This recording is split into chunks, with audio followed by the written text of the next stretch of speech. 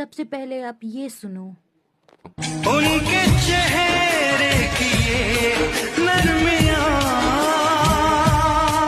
उनकी जुल्फों की ये बदलियां,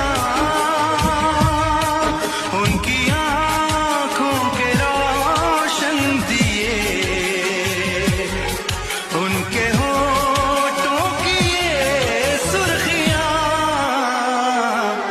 फिर ये सुनो। ऐ सनम मुझको है जिंदगी की कसम,